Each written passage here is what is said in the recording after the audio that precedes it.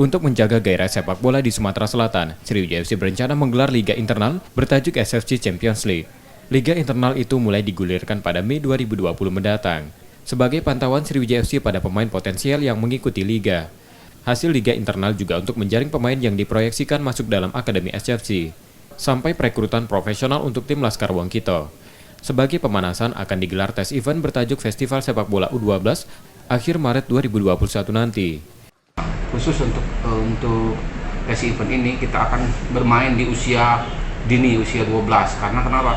Kita pakai di U12 selain durasinya lebih cepat untuk melakukan pertandingan hanya membutuhkan waktu 3 hari 2 hari. Sementara yang event-event yang di atas itu bisa memakan waktu yang cukup lama.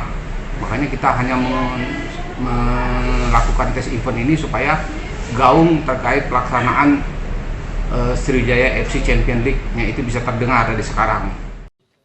Pada festival sepak bola U12 nanti, Sriwijaya FC melakukan pembatasan peserta hanya 32 tim. Nur Muhammad, Kompas TV, Palembang.